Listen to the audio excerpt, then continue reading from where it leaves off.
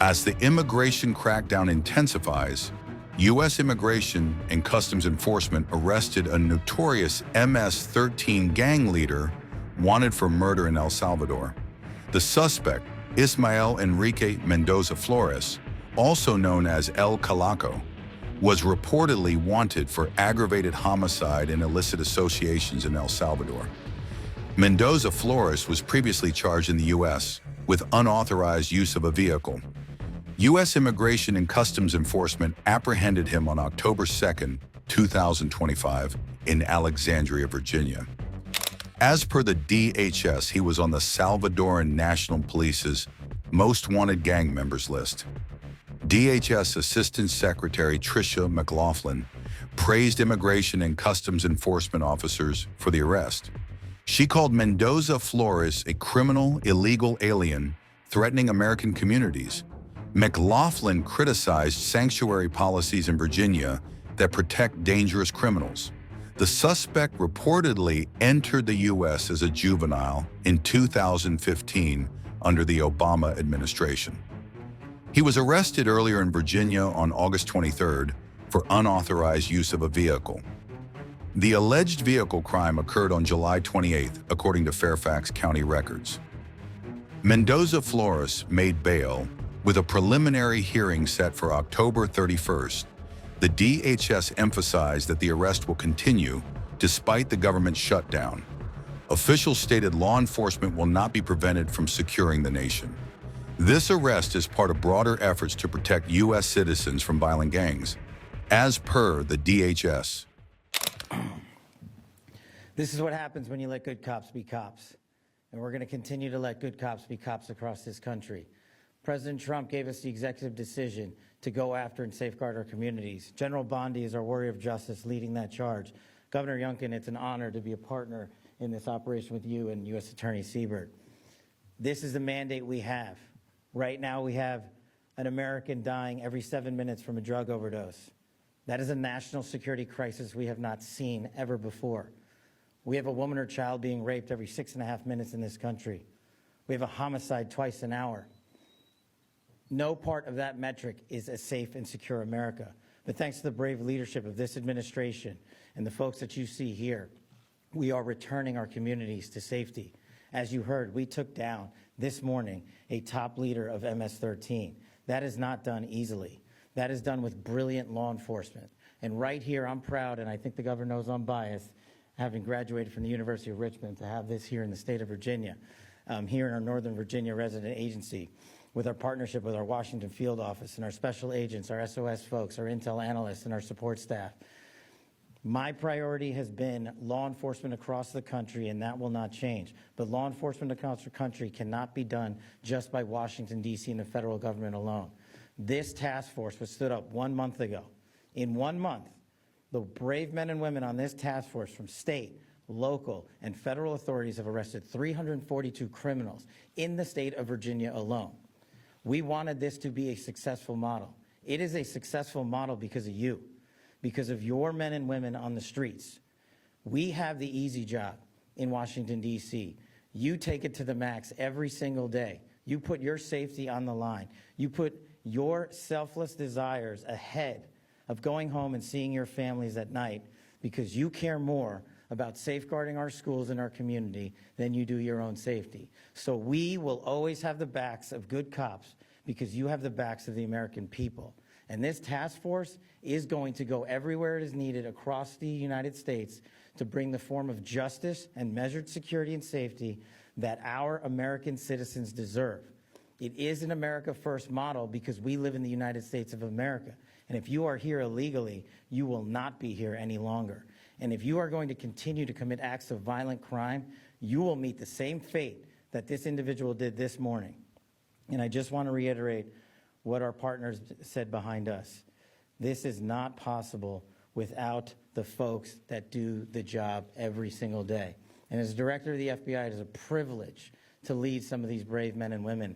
And the only ask that I have of you in the community is the next time you see a cop, thank them. The next time you see someone safeguarding our schools, shake their hand. The next time you see our brave men and women of the FBI and the local and federal state police take down a violent terrorist, maybe give him a hug, because those guys, those gals are the ones that are going to continue to keep our city safe. And we will not stop until this national security crisis is recognized, brought into check, and eliminated. Thank you. Questions? Amber from Daily Caller. Thanks.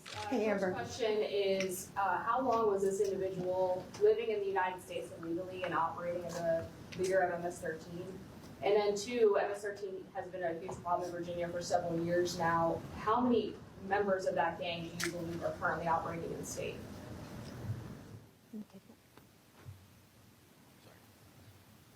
The bottom line is for far too long. And because of operational security, we won't get into too many of the details about this individual. But if you're here for a minute, a day, a month, or a year, you've been here far too long. And General Bondi has made it a priority at this FBI that we manhunt every single person committing an act of violent crime. And it should speak volumes that the leader for the entire East Coast was living right here in Virginia, right among us. Hi. I had been, there's hundreds of these arrests happening so quickly.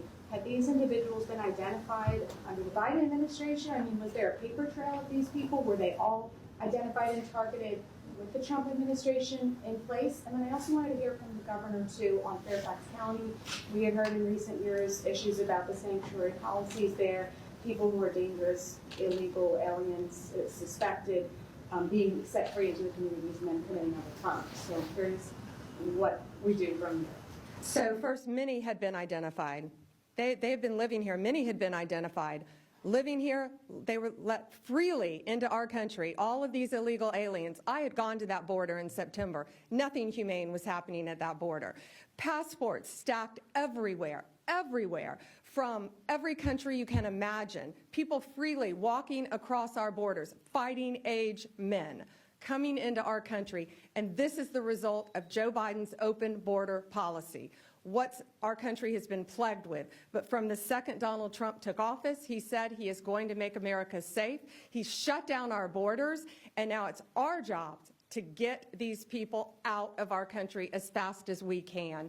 And this coordinated group effort, this task force that has been put together, is making a difference here, and it will make a difference around the country. That's why you're seeing so many arrests so fast, because we will not have another Lake and Riley. We are going to catch them, we are going to apprehend them, and they are not going to like where they are going. Can someone describe what this suspect's role was in MS-13 in terms of what kind of activity was he overseeing?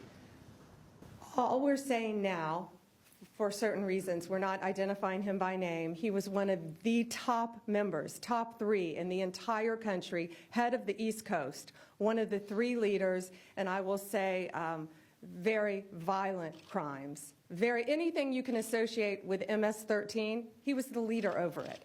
All of the violent crimes. So he's very dangerous. He should not have been in this country. He's from El Salvador, and he was recruited at a very early age.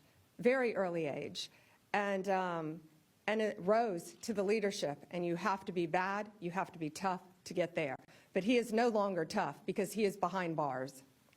The off-topic question, in terms of the signals chat controversy that's going on, is DOJ involved at this point? If so, why? If not, why not?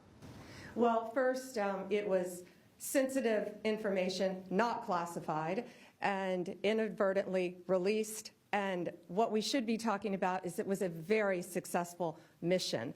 Our world is now safer because of that mission. We're not going to comment any further on that. If you want to talk about classified information, talk about what was at Hillary Clinton's home that she was trying to bleach bit, talk about the classified documents in Joe Biden's garage that Hunter Biden had access to. This was not classified information. And we are very pleased with the results of that operation and that the entire world is safer because of it. Thank you all very much. Thank you for coming here.